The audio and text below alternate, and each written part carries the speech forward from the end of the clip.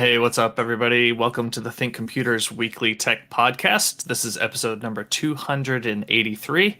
And as always, we are brought to you by Amazon. If you go to thinkcomputers.org/Amazon, any subsequent purchases you make in a limited amount of time will actually help us out. If you're like looking for a tripod like Bob was, and you buy the little new tripod behind him, you pay the same price that you normally would, but we get a little bit of a kind of a cut from Amazon from that for using our affiliate link. So we appreciate that, and it definitely helps us out with the podcast. Speaking of Bob, what's going on, Bob?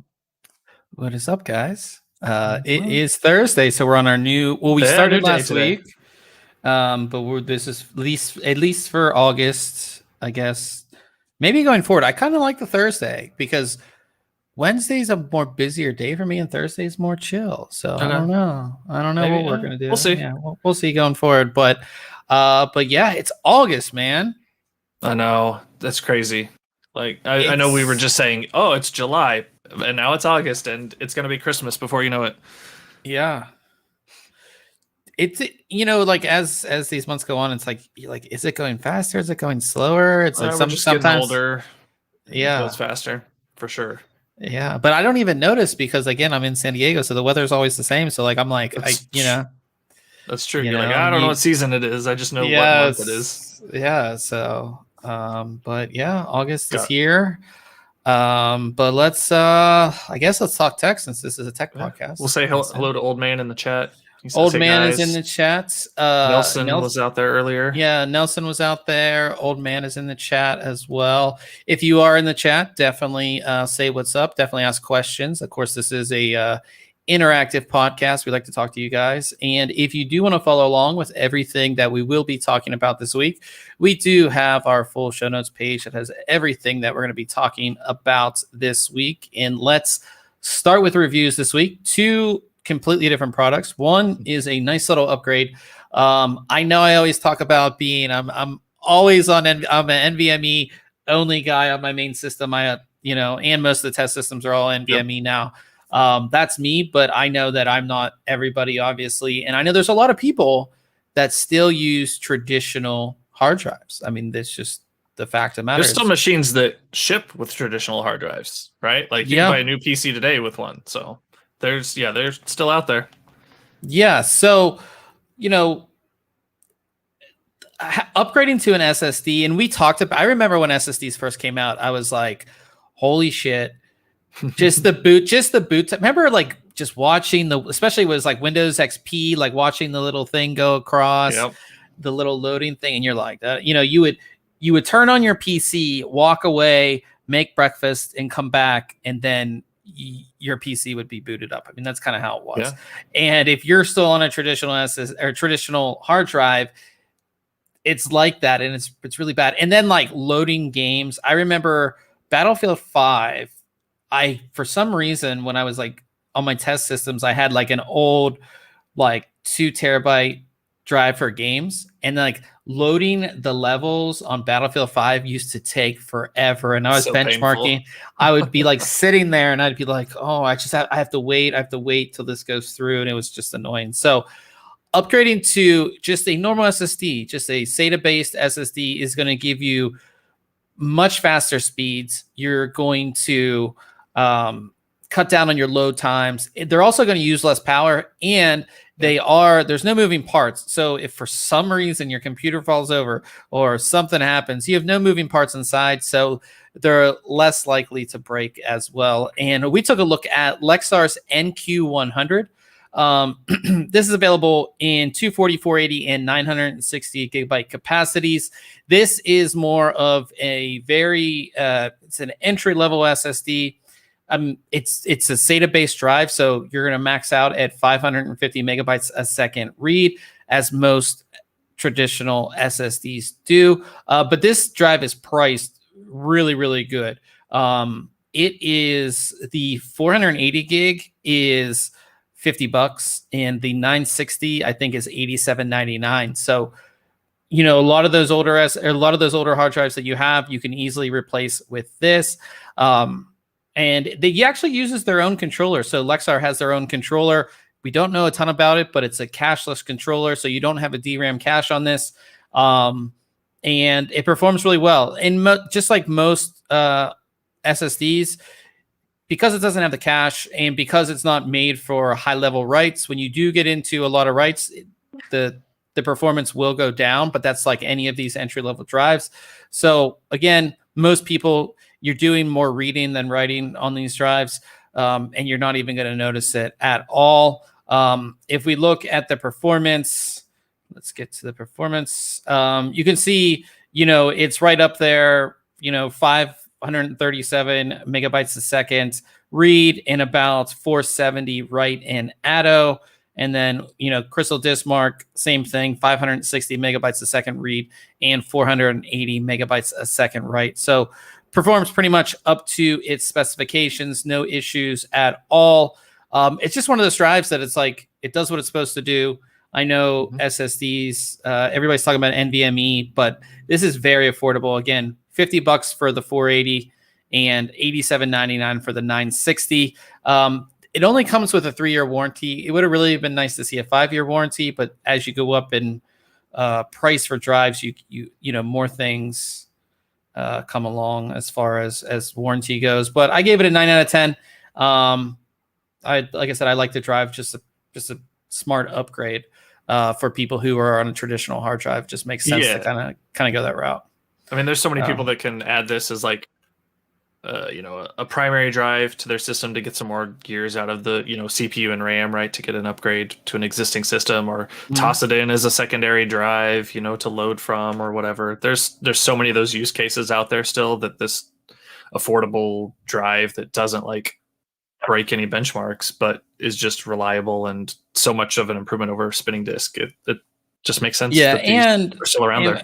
And power consumption and noise too, because when you do have moving parts in that traditional hard drive, it will make noise. I'm sure you remember turn on the system and then you can hear that, like, it's just like grinding away. Oh yeah. Yeah. So, just a nice little upgrade. So check out the review, Lexar NQ100.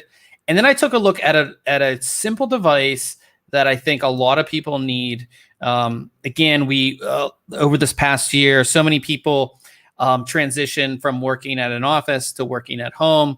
A lot of people were forced to use their own laptop or a company laptop or a company system that wasn't really set up that great for teleconferencing, Zoom, Skype, things like that. And there was nothing available as far as like good quality microphones, good quality webcams. We know all about this stuff. So Creative came out with this little device. It's super simple, super small.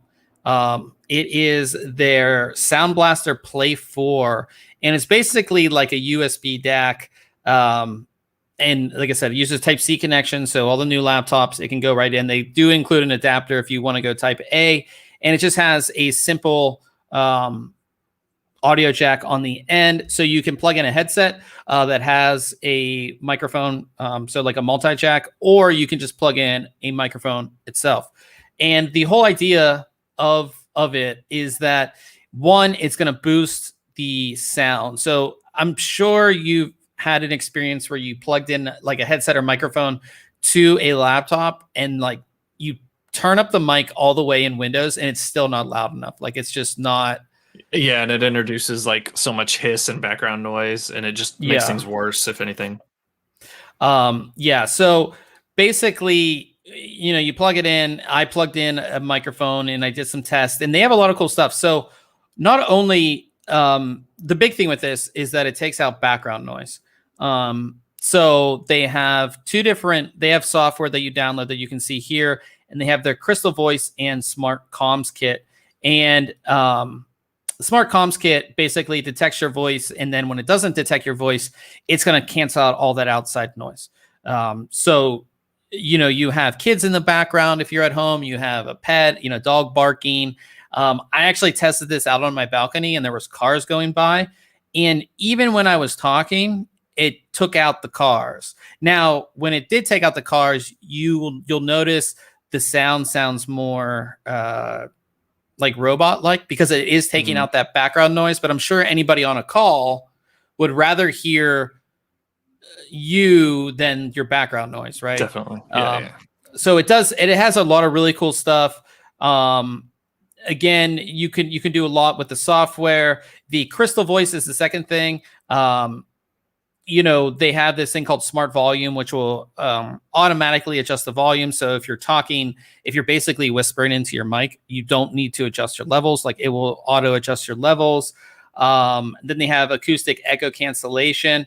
So if you're in a small room and there's a bunch of echoes or anything like that, it will take that out. And another cool thing about the Smart Comms Kit is that it will, because this uses a multi-connector, so again, you can connect the headset into this, they have a noise clean in. So what that basically does is that, say that you and I are, let's say like right now, you and I are on this video call and your audio is crap, like it sucks. It will actually try and fix your audio before it outputs it to this, which is really nice.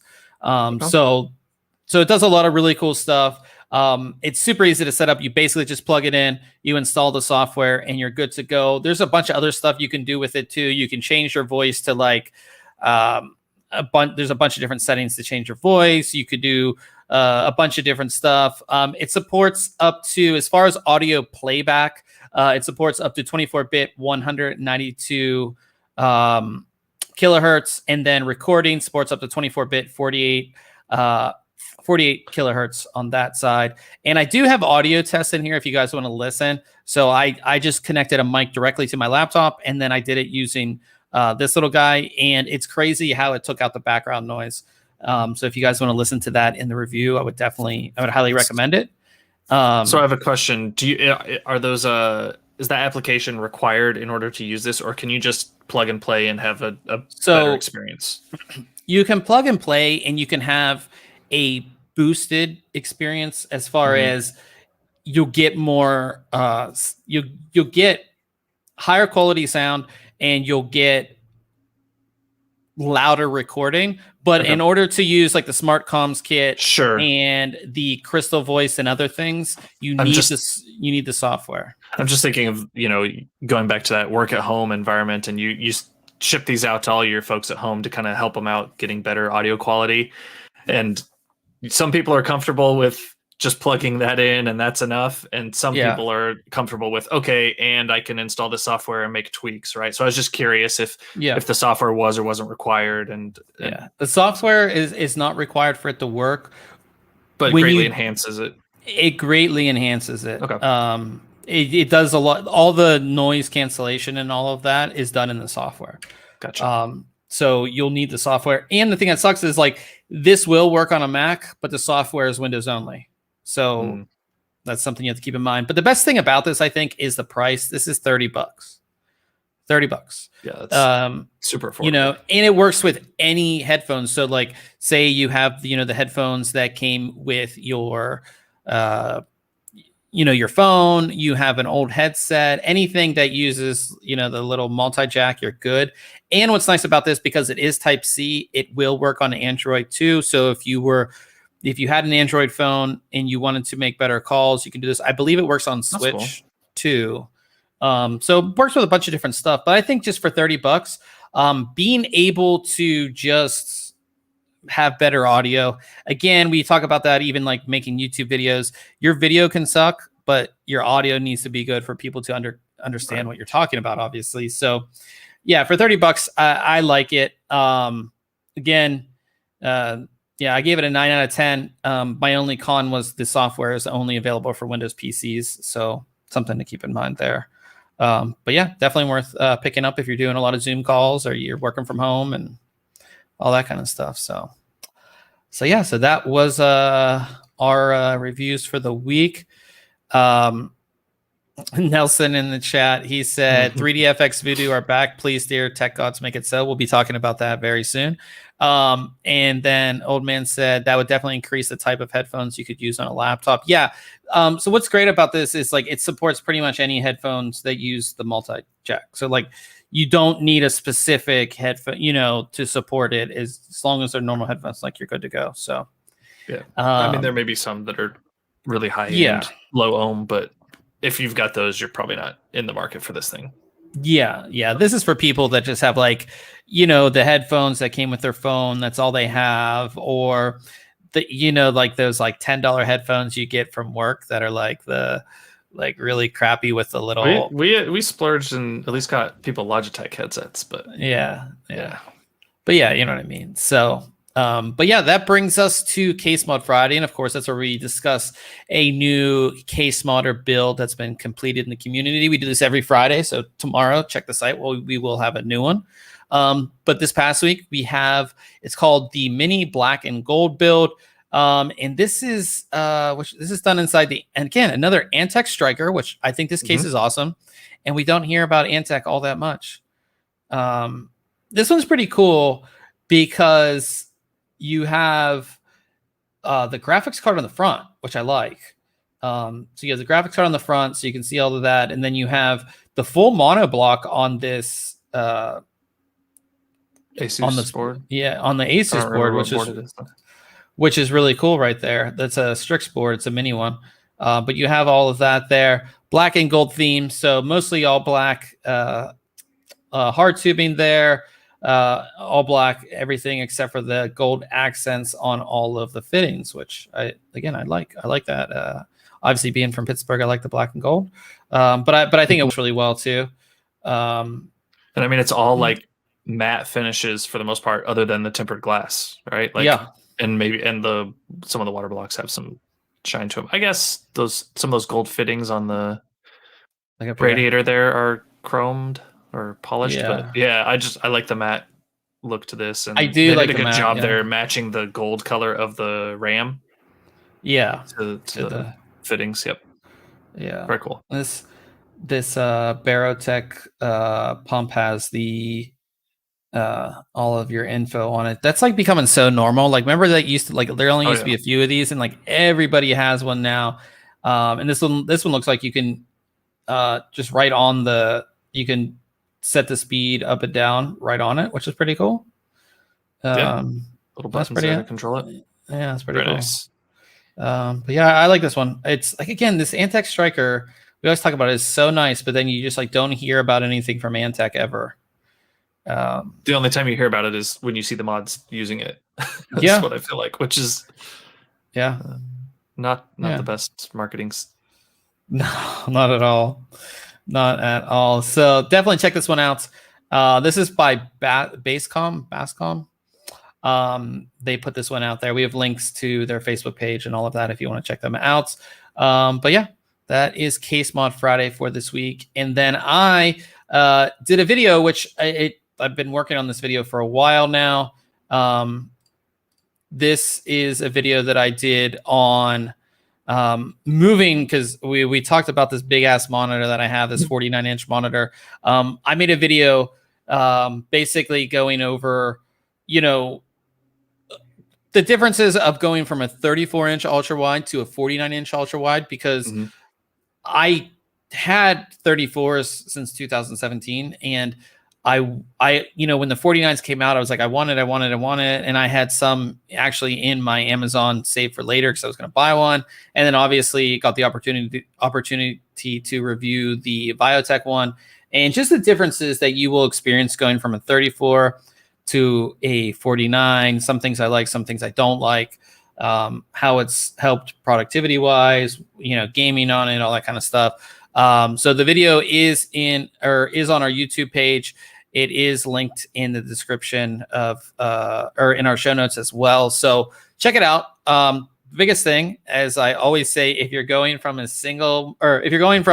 multi-monitor, because I think if you're upgrading from multi-monitor to either a 34 or a 49, the biggest thing is that you have no bezels. That's the best part of the upgrade for anybody. Having no bezels on your screens is amazing. Especially like for me, I have bezels and I have different resolutions between them. Like your mouse is at the edge of the one, and then you got to kind of move it over to navigate around. Yeah. That's always a pain. So yeah, this has got to be amazing. Yeah, so check out the video. I go over everything. It was a lot of fun to make too. It took me a while to make it, but it was a lot of fun. So check that video out. And We are going to news, and there was this amazing story, and I saw, I was actually at the gym on the treadmill. Usually when I'm on the treadmill, I'm like scrolling through Twitter, and I see a tweet by a 3DFX, and the ThinkComputers account was like already following them on Twitter, which is weird. I don't know if I followed them like years ago or whatever. But we should probably check the Twitter account now before we talk about this, because something might have changed. Maybe they were already taken off. It's gone now. Let's see. No, it's still there. It says joined July 2021. So the tweet's gone. Right, but the account is there. No, the account's still there. Is there anything on it? The 3DFX official account. Oh, this account is no longer in use. Yeah. Right, but it's then follow this, right? Like, yeah. What's the ATI parody account? It's a parody account. Yeah. Okay. It was just someone being. Yeah. So, anyways, we'll go back. So, I'm on the treadmill, and I see this 3DFX. We're coming back, and I'm like, this is amazing. I'm like, if you just like Nelson in the chat said, 3DFX was like the company that got a lot of us, especially if you're around our age, like those were the graphics cards everybody wanted. They're marketing, because back then we would all get the computer hardware magazines. I don't even remember the names of them Maximum anymore. PC, you'd see the ads in there all the time. Yeah, and these ads were crazy, and the cards were equally as crazy. Some of the cards, especially like the Voodoo 5, 5500, and everybody knows about like the Voodoo 2 and Voodoo 3. I mean, these were some pretty awesome graphics cards, and they went bankrupt in 2000. Their assets were bought by NVIDIA, and that was kind of the end of it. And we always talk about 3DFX because we all have that like nostalgia for 3DFX, because for a lot of people, that was your first graphics card. That was your first glimpse into 3D gaming, right?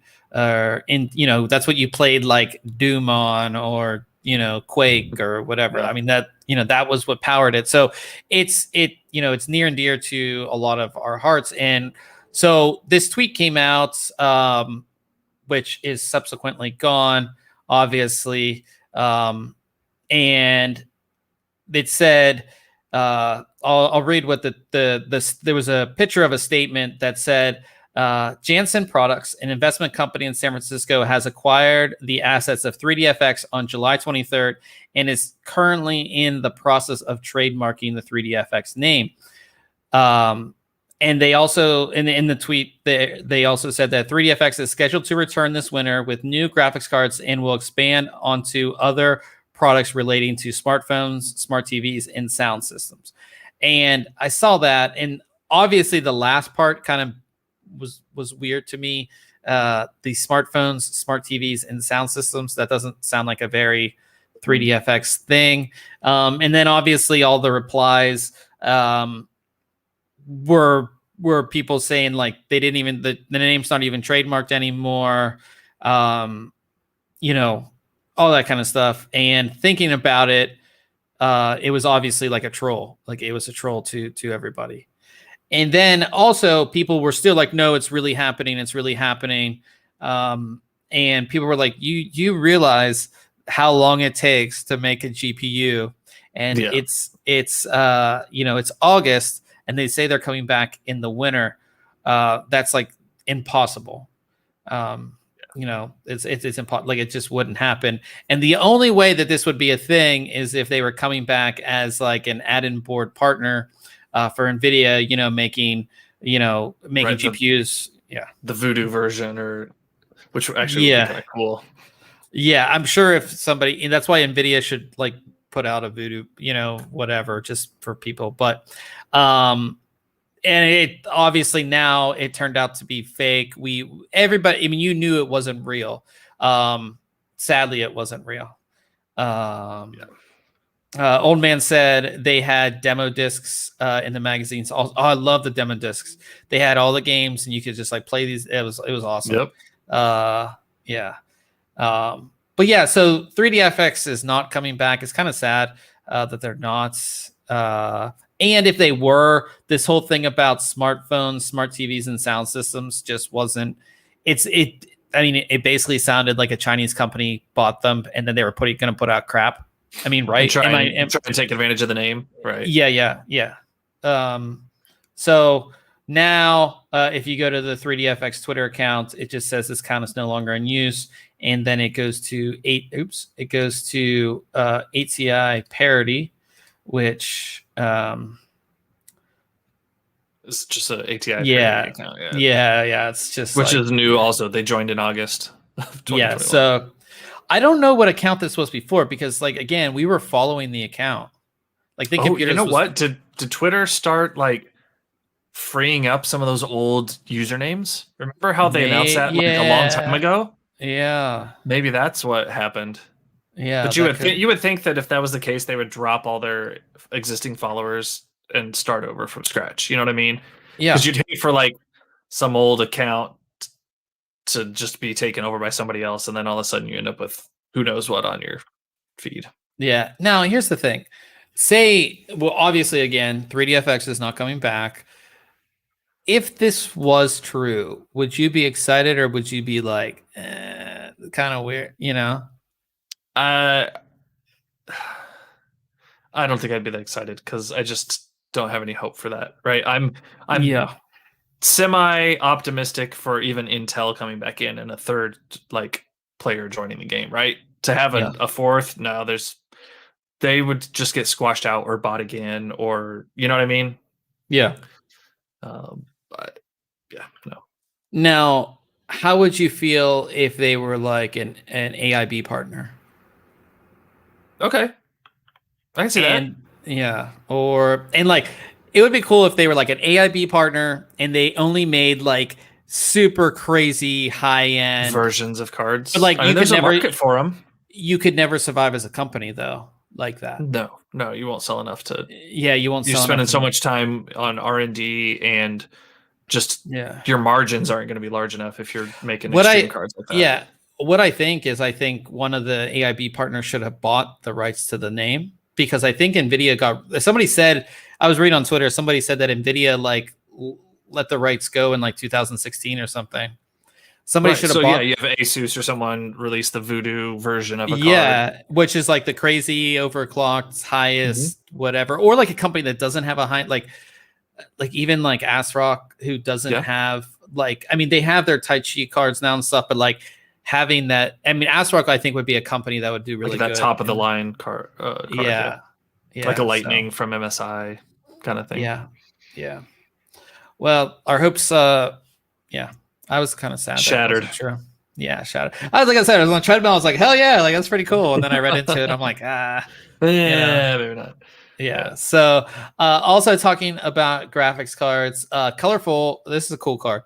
We've seen these for a while. I think 1060 was the first one that we had saw these mini cards. I know Zotac makes a bunch of these mini cards as well. Colorful has their RTX 3060 mini.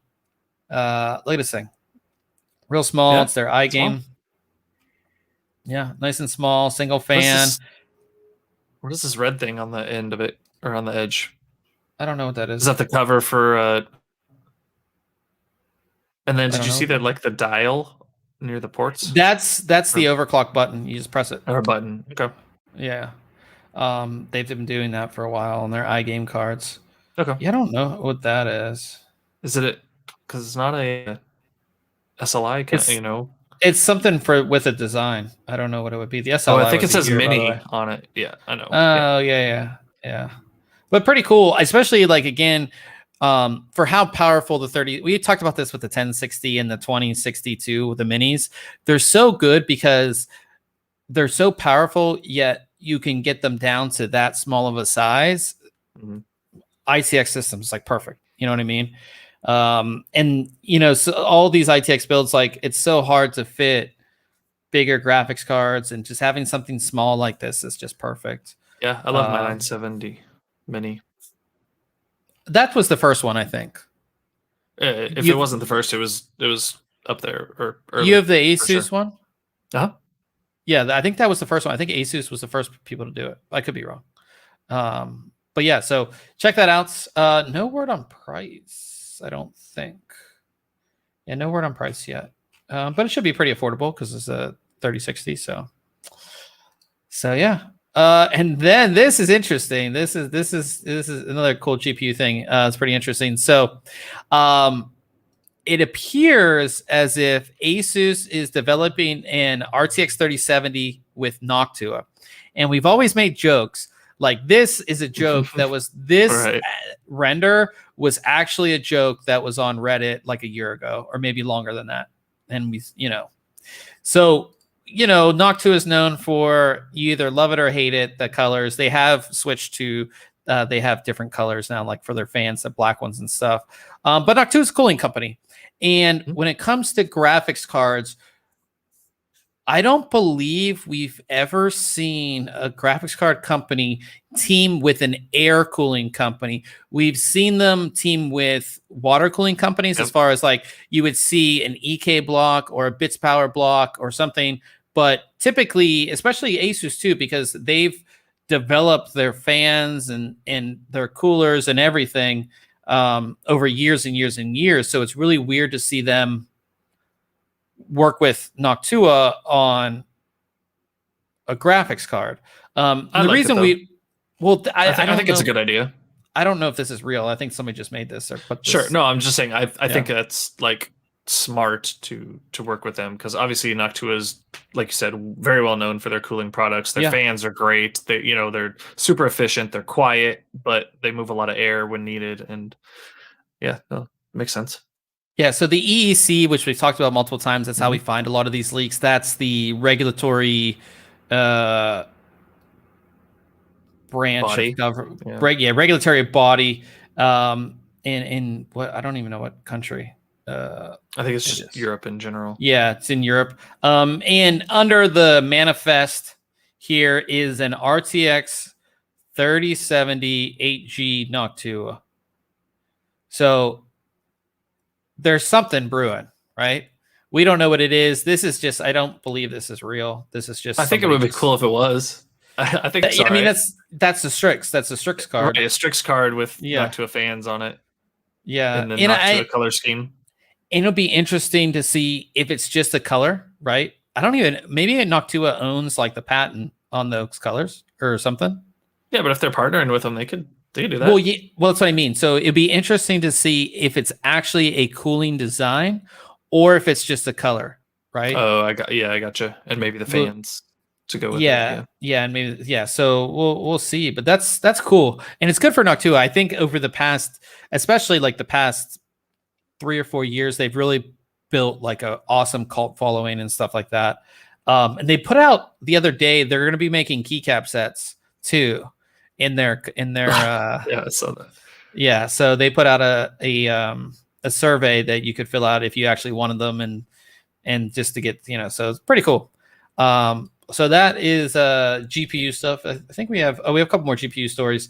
The first is that we have leaks from future GPUs coming up. In the big story, we talked about power last week, is that power consumption for both next-gen flagship GPUs could both be over 400 watts of power. That's a lot.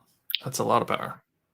Yeah. Are we going to go back to, because I remember, I mean, that's like the standard power supply that you needed to buy was like 1,000 watts all the time. Yep.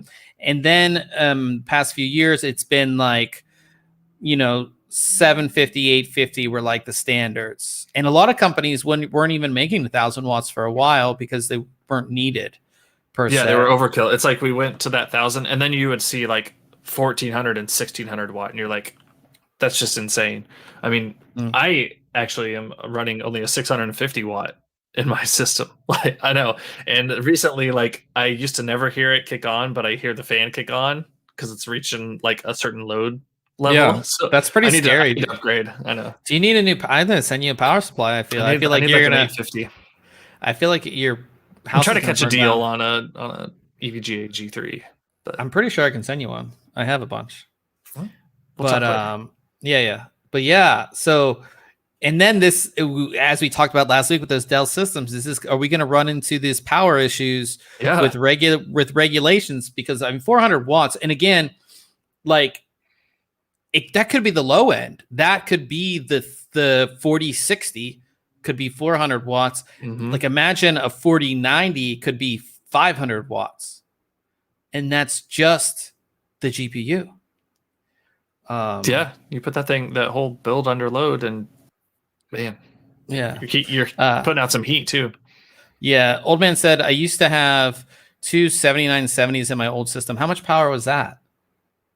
Because that was back when we were like, I remember those days where you needed 1,000 watts. I don't know what the power consumption were on those, but pretty interesting stuff if that's going to be the case. I see. Again, being me, I prefer as much power as the most performance I can get. I don't care about power consumption. Like if I need like to hook the thing into like the power line, like I don't care.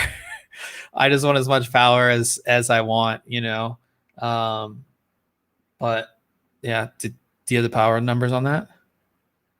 No. All right, I guess we won't know. On the 7970s? Yeah. Do you want me to look it up? I'll get it. Okay. Well, Ryan is doing that. This is a hilarious story. So the 250 max. Oh, that's not bad at all. What was the one that was like really? It was like an AMD card. I was looking at my 6850, and then I just stopped. So wasn't the 980 too pretty power hungry? That's so long ago. I don't know. Yeah. Any case, this next story is hilarious. So Steam hardware survey comes out. This, I mean, again, this isn't like cumulative of all people, you know, all people's systems, but it's everybody who uses Steam. And the hardware survey came out and said that more gamers use the RTX 3090 over AMD's entire RX 6000 GPU lineup. Which is pretty crazy. And I did see another story this week too, is that I think one of the main reasons for that is because you can find RTX graphics cards at Best Buy at normal retail, but also at Best Buy, the RX 6000 series GPUs are like $500 over MSRP at Best Buy. I was looking at on there today because I was like, maybe I'll see if there's one around here, right? Like I was getting some promos for like my Best Buy credit card that I had at one point, and I was like, maybe I'll look into this. And I was like, oh my god, these prices are crazy.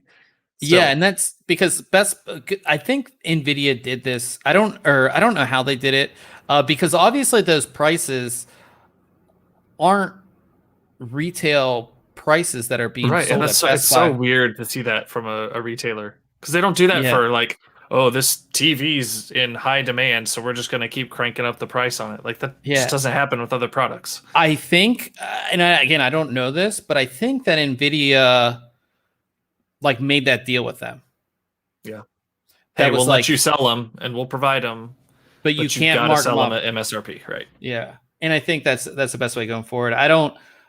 Again, most of the RX 6000 series ones that I've seen are all AIBs. They're not AMD cards. So like I said, that's interesting. So, but yeah, that's pretty funny that more people on Steam are using an RTX 3090 than the entire RX 6000 series. It's kind of sad.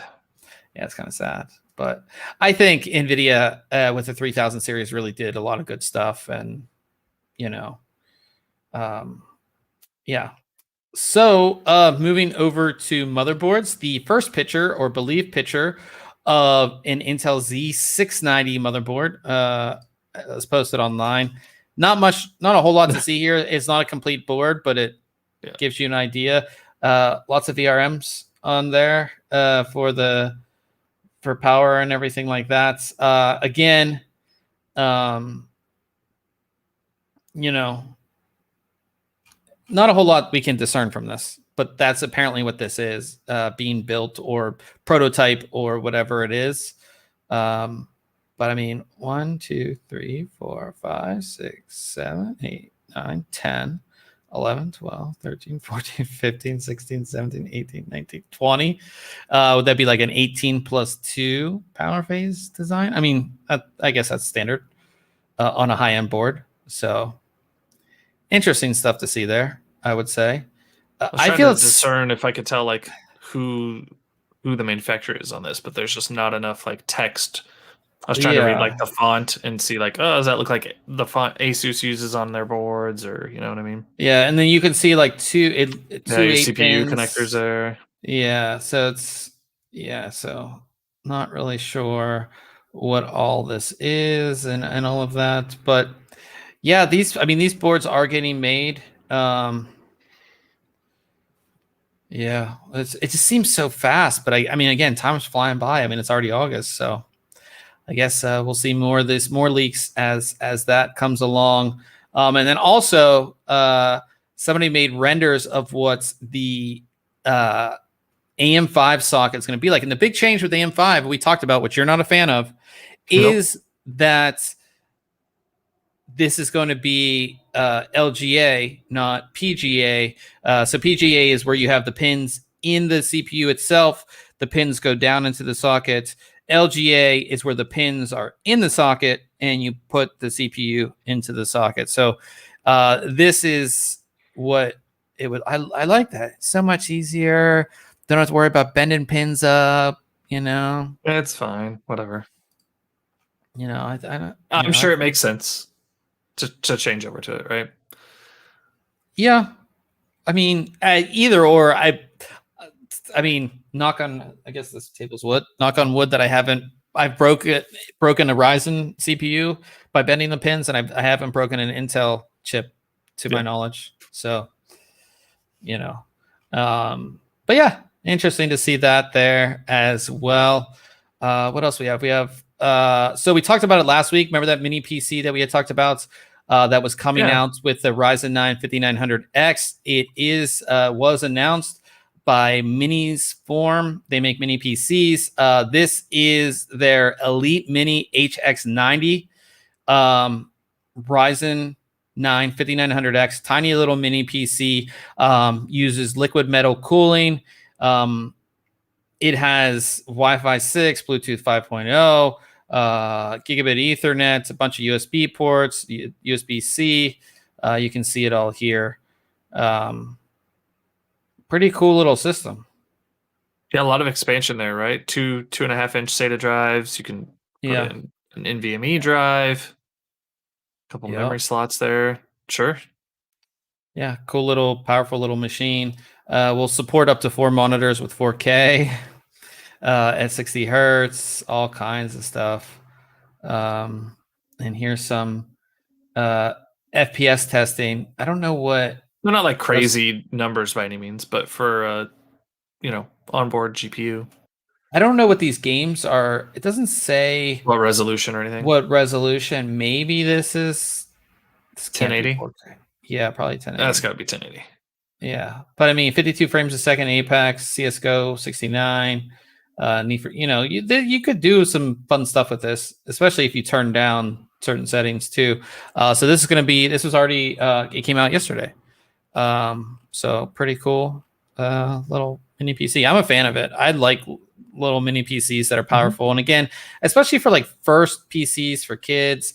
Something small that it just fits in the room, or even like a dorm room PC. It's like perfect little size. So pretty cool stuff there. We also have information on Intel, the naming of what's coming after Meteor Lake. So Intel did have their event that we had talked about last week, or maybe the week before. And we knew the next naming or code naming of their processors was Meteor Lake. After that, we're going to have Arrow Lake, Lunar Lake, and Nova Lake. So that's kind of what we know. Somebody revealed that on the AnandTech forums, and you can kind of see the roadmap here for Intel. Can't see it. Oh, hey, maybe if I share it. There we go. Yeah, there you go. Okay. So yeah, interesting stuff. Obviously no word on when we're gonna see any of these, but these are just coming down the line. So yeah, like I said, always. Do you think we're gonna get off the lake code names? Yeah. You think? We just got on to Lake not too long ago. Tabby Lake? Was that the first one? I think so. I don't remember. What was the head of that now? Bridge? No. Yeah, Sandy Bridge, Ivy Bridge. Yeah. Yeah. I don't know what was before that. I don't know. Man, those first iSeries processors. Yeah, I don't know what the code names were for those. Oh. Yeah. Yeah, they'll run out of lakes. Yeah, they have to run out of lakes. This is very cool. We talked about EVGA making a Ryzen board, right? That was a pretty big deal. Mm-hmm. On the ASUS side of things, ASUS always had made Ryzen boards since the first Ryzen processors, but they never made an Extreme board. Never made one. The Extreme was always on the Intel side for the super high end, but now we have an X570 crosshair, if I could talk, Crosshair 8 Extreme. So we have an Extreme board on the AMD side. So if you're looking for basically the best for everything board from Asus, this is it. Crosshair 8 Extreme has everything that you want. It comes with the fan or the extra, all the extra bits that you want, like everything from the Extreme line. One of the best things that I use every day, well, in all of my reviews, is it comes with this little screwdriver that's made for the M.2 things. Oh yeah, for that tiny little screw there. Yep. Everybody except for ASRock uses the same one. So like I got one of these in the Extreme board that I reviewed like 2 years ago, and that's my favorite thing about it. That's funny. No, this is cool. It's funny seeing like a new X570 motherboard. Right? When's the last time we saw a new X570 board come out? I bought my X570 board when the 3000 series came out, and that was 2 years ago when I bought this. So it's just funny to see a new X570 board, but it's cool. I mean, I have the Crosshair 8. I don't have the Extreme, and I won't be moving to it, but if you need it, it's there. Yeah, it's nice to see it. We always talked about, and I think second gen Ryzen was where we really started to see parity in both lines, because when Ryzen originally came out, the motherboards were like, you would get a ROG board, but the Intel board always was better, looked better, was designed better. And then second gen Ryzen came, and the boards were very much close to parity. Third gen Ryzen, definitely. And an X570, they were like some of the best boards. So it makes sense for them to make this Extreme board. So yeah, pretty cool. I don't think we have pricing, but it's gonna be expensive. Lots of USB on the back. I like that. Oh yeah, you got a ton of USB. It's hard to see, but yeah, I got a bunch of USBs. You got the 2x2s. You got. And it's a larger board. It's not a standard ATX board. It's big, quite a bit wider. Yeah, so lots of cool stuff. Check out this. This thing just looks awesome to me. I want this now. All your little buttons for stuff, all your little headers. And it looks like it has the plate on the backside too. You can kind of see in the bottom right there. Yeah, it does. The tab sticking out, so it's got the back armor. Yeah, so really cool stuff. So check that out. In the chat, Nelson says, is Intel going to release their GPU in January? Maybe in the next consumer, I think you meant to say it, electronic show. Yeah, I think we'll see something from Intel at CES. It kind of just makes sense. I don't see that not happening. We should get, as we get closer through holiday season, we should get more leaks and more information about that. But I think CES would make sense for them depending on how their progress is going. So I would say probably. And then Nelson also said sweet looking motherboard. Yeah, these ROG boards are, I mean, you have the Extreme 8. I mean, they're just nice looking boards. Crosshair 8. So, or Crosshair 8, yes, not the Extreme. But yeah, Asus boards are always really, really awesome.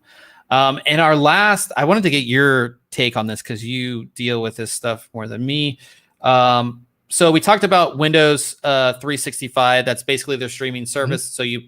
So you pay a monthly fee and you get access to basically a computer in the cloud that runs Windows. This is being offered for business only currently. So if you have a bunch of business users, they could access. They don't have to like VPN into your system. You don't have to worry about security. Windows, they take care of it all. It's all in the cloud. Your users can access this from anywhere. They can access it on their phone. They can access it on a very low power device, and they stream the Windows 10 and eventually 11 experience to their phone, like I said, to the browser, whatever. So when they announced it, there was no pricing. But now that the pricing is here, and it seems a little fishy. I don't know. So the lowest tier, 1 vCPU, 2 gigabytes of RAM, 64 gigabytes of storage, $24 a month per user. Mm-hmm. Does that sound not good? Yeah, it doesn't sound good. Do we know if that 1 vCPU is 1 core, 2 threads, or is that like 1 thread even? Right, because I kind of looked and I didn't see it. I was just like going down the line, right? Like I'm trying to compare these to systems that we're deploying at work, for example, right? Yeah. Like standard desktop. And so we'll just go with the like 8 vCPU. Actually, let's do the 4. Like the 4 with 16 gigs of RAM and like 256 gigs of storage. That's like a pretty standard system in my environment. We actually have higher CPU core counts than that. But like this monthly cost in a year is how much I would pay for that system. And we're going to use that physical system for more than a year. So, we're paying for it over and over if we went to this model. Now, do you think that said, you like you said in the beginning, they're patching, they're keeping up with securing and things like that. So that you do have some of that benefit there. And if you need to just procure another 100 of these, they just spin them up for you and they're available. Yeah. Which is an advantage. I think this is expensive. Yeah, very. For what it is. But like the biggest advantage, the two biggest advantages are security, because again, I'm sure you also deploy like an antivirus that you pay for. Yeah, absolutely. Per user or per system. Mm-hmm. That you pay for. And I don't know if this includes like Word or anything like that, because I'm sure you pay per user on that. But yeah, security is the biggest thing, because these are all be running in the cloud. And then, as you said, spinning these up, you especially like what happened last year, and then you had to get systems for people and still laptops happening. for people. Yeah. For people to work from home, and because that all happened unexpectedly, there were shortages of everything. Mm-hmm. It was hard to get systems. With this, you could be like, yeah, I need 100, and they just spin them up. Yeah. So, yeah. And I mean, that's still happening, right? There's large lead times and cancellations still going on in the industry. But yeah, you could have somebody utilize a personal device and then connect to this cloud system, so you can kind of get away with, like you said, having them connect with a lower powered system, but have the resources of a high-end system in the cloud. So it's definitely a benefit. You can access it from anywhere, so you don't have to be tied down to physical locations for some of that stuff. So.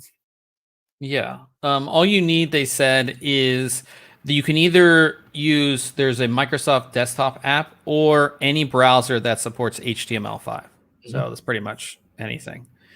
That's so expensive. I would hope maybe this business thing, like for a user, like a home user, like a personal user, I mean, it has to be like $5 a month. That's how much like Xbox was or is. Well, and then it's like, well, they're using a system to access it anyways. I think a lot of people at home are going to have a hard time what does this get me? Like, Well, I just bought that's the biggest I just thing. went down to Best Buy and bought a $1,500 computer, right? Like, they're not. That I came don't with know. Windows already. Right, they came with Windows. Unless they're gonna, someone will start making $100, right? Thin Yeah. client, like we kind of talked about originally. Unless Yeah. you make some super affordable device that's running a browser that can run HTML5 and you I sell it with a think keyboard and that mouse. I think that obviously for business, this makes some sense, even though it is expensive. And I think business will be, I mean, obviously it is being rolled out first. And as they roll this out and they learn how to scale it, it will become less expensive for Microsoft. So when it does come down to, 3-4 years down the line, it will be more affordable Yeah, for a single user, not a business, and maybe they will offer it to single users. I'm sure. Yeah, that's not, but and they'll have enough time to develop that thin client that's $100,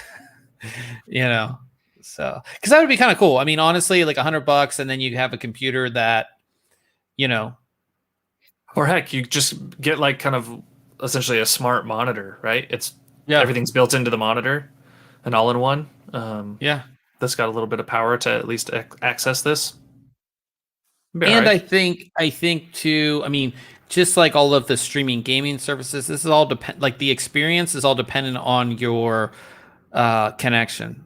And I That's think in 3 to 5 years, a lot more people will have faster internet too.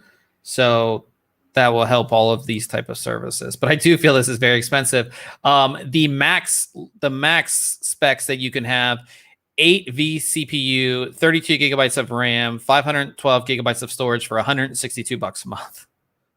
That's a lot of money. yeah.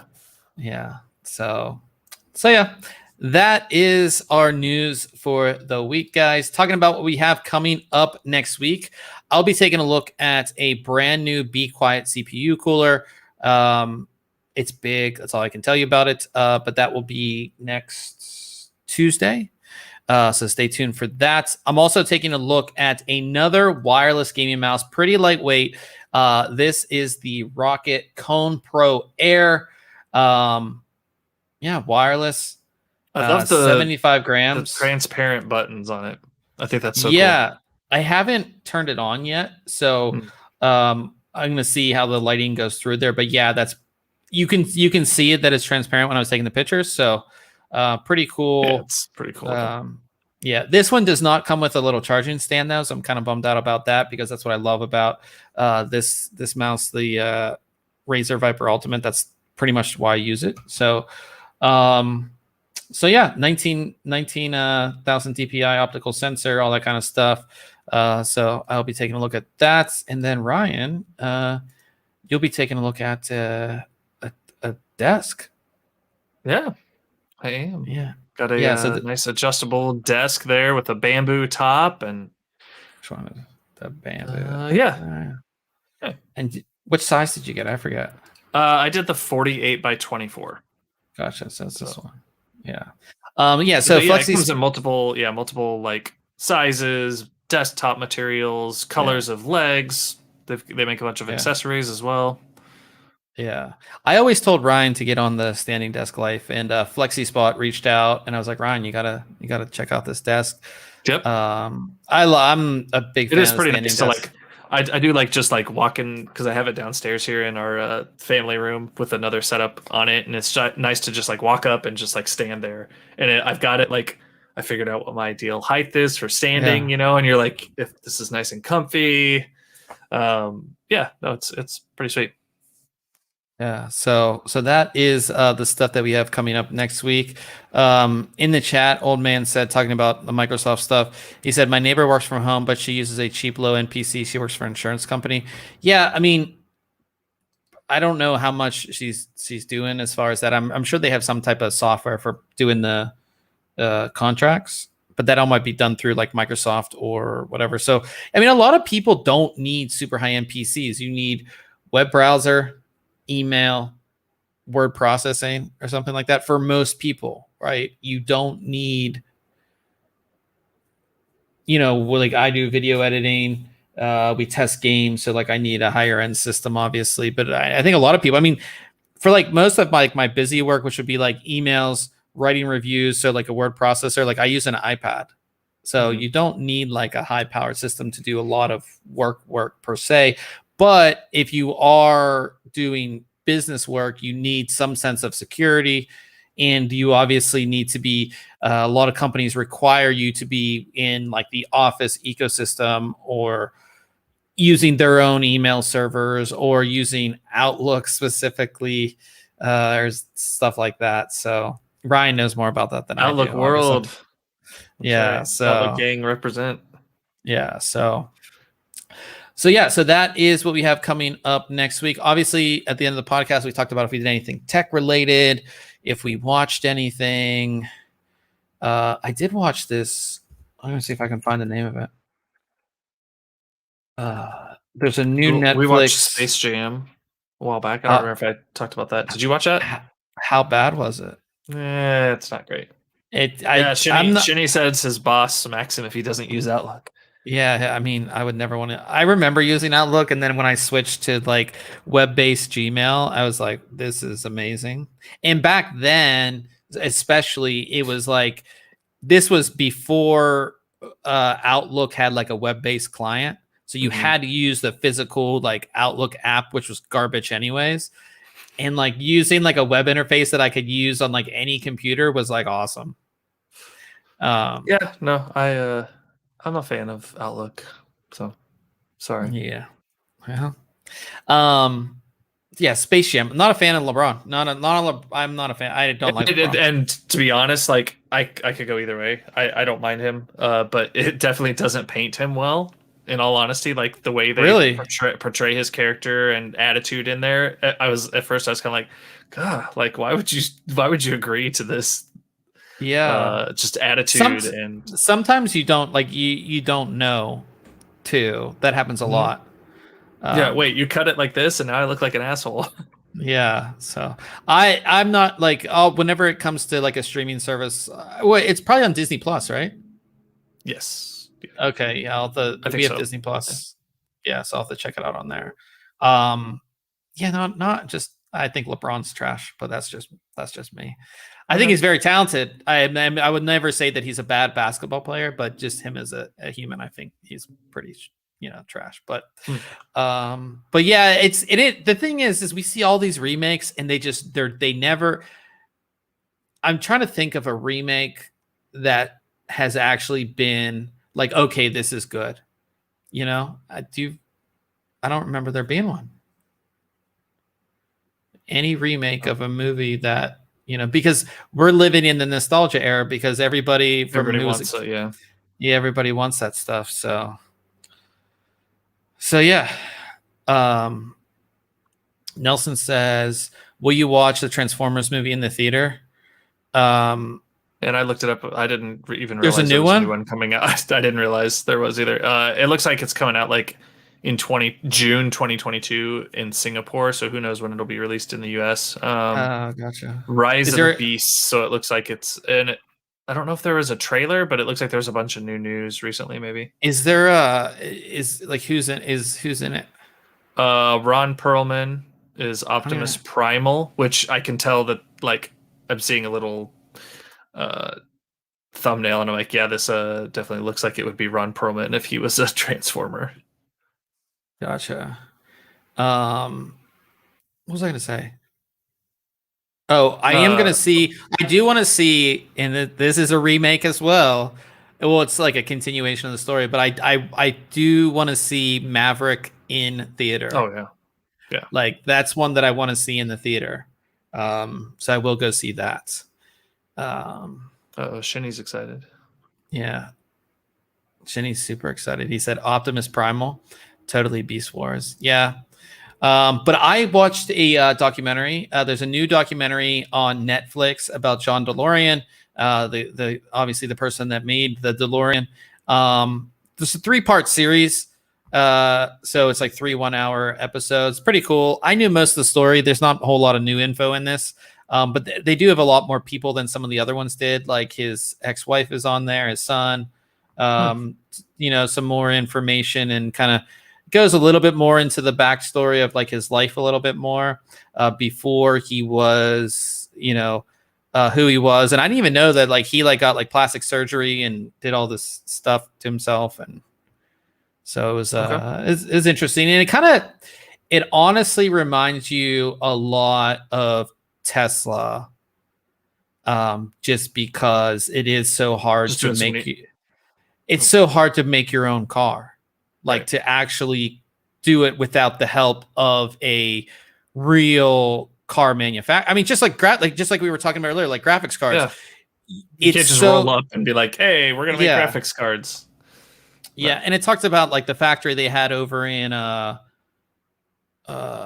Ireland and all this stuff. It was interesting. So if you want to know a little bit more about that, then it's funny that the tag says cocaine there, and then it's also fun.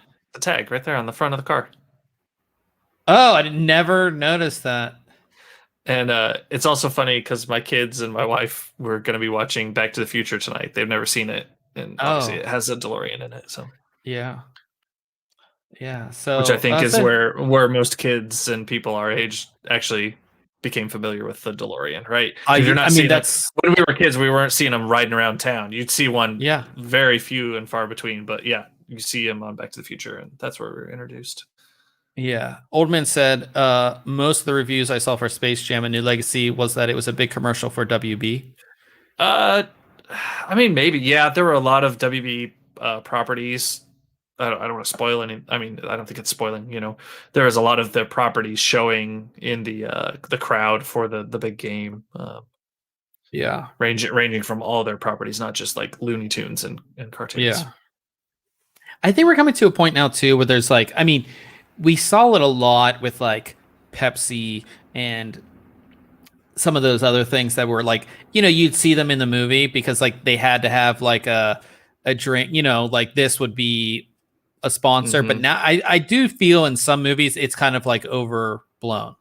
Like there's just it just feels obvious sometimes. Yeah, it feels way too obvious, and it's just like before it was like a little subtle, like they were at the mall and they had like a cup that said like Pepsi on it, and now it's just like in your face. Yeah, I notice it with cars a lot of times. I'm like, wow, they are sure all driving all new Chevys in this, right? Well, yeah, and like it makes no sense too because like a shot of the car that just highlights the car more than it ever would need to be in this shot. Yeah, it's weird. Yeah, and it's like this car is being like shot at, and then like in the next scene, it's like there's like hardly any damage on it. You're like, oh, that's not real, But yeah, or it's like it's like monster cans that's highlighting Apex Legends. No, this one does not have it on it. The other one that I had the other day did. But anyways, the DeLorean, pretty cool. That's all I did. I mean, I got a new tripod, which is this guy right here. I got a new tripod. And I've been basically working on reviews. So, and I made my video for this big monitor that's right here in front of me. So I guess we'll go ahead and end the podcast here. Shinny's here, so I assume he will be playing Apex. We have what season is it? New season, correct? Season 10. Yeah. New season 10, new map, new hero champion. or new champion. And map adjustments to existing maps. Yeah, so we are going to jump over to Twitch, twitch.tv/ThinkComputers. Go ahead and head on over there. If you guys did enjoy the podcast, it'd be awesome if you gave us a review on whatever podcasting app or whatever that you listen to this on. It'd be awesome if you could do that. And again, new times going forward, or not new time, but new day. So we will be Thursdays, 8:30 p.m. Eastern Standard Time. So we will see everybody next week.